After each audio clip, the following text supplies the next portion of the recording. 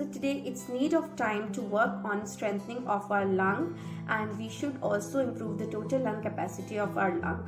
So to do that, we can do this by testing our lung efficiency. You can do this a very basic test at home to find out whether you are breathing it fine, you're breathing fine or no, because I've seen many patients, they are telling ki we were doing exercise very nicely, we were very active, then why we are feeling breathless now? So the thing is, we need to do conscious breathing. Our expiration plus inhalation both are very important, because there is a lot of stale air in our alveoli. So your inspiration to expiration ratio is 1:1.5. So when you are doing you should do a lot of deep breathing exercises in order to activate your diaphragm and respiratory muscles.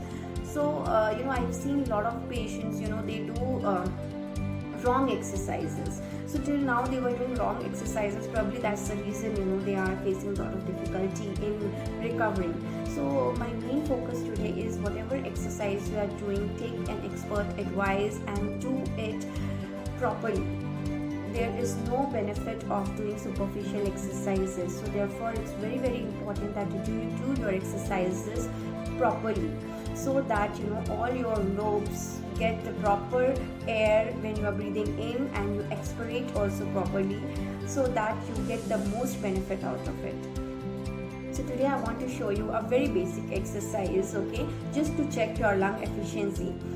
You just need to inspirate air, okay, and check the measurement with a measuring tape end to end, and then you just expire and check the measurement and you subtract the thing. So for a kid it is like 2 centimeters, and for adult it is 4 to 8 centimeters. The chest girth should be. So you can subtract and check whether your lungs are doing proper function or all, whether your chest expansion is proper or no.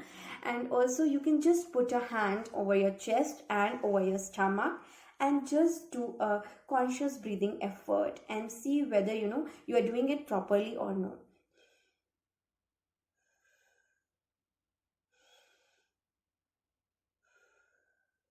So when you do it properly, your hand over your chest and your abdomen, it both will go up and come back simultaneously. That is the proper way of breathing. So you need to check, whether your lungs are expanding properly or no. So if you will not be sitting in a proper posture without back support, if you are doing it, your lung expansion will not be proper. So you need to take proper posture when you are doing your exercises. Today I also want to show you a very basic exercises which can help us a lot during this time to improve our total lung capacity, and also it can strengthen our respiratory muscles and help us to improve overall health of our lung. So this is called as incentive spirometer. So it has a tube attached to it. You can remove it and can remove it like this and then fix it back again. The important thing is that if your family member is of 4 people, everyone should have their individual spirometer, because there is chance of, if suppose someone is asymptomatic, there are chances, if you use a common one, there are chances to spread infection to everyone. So it is advisable that you use your own incentive spirometer.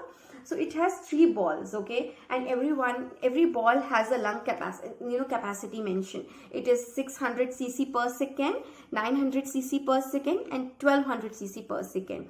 So you need not to try first to lift all the 3 balls, okay. You can just make a conscious effort of lifting 1 ball at a time and hold it for 3 seconds.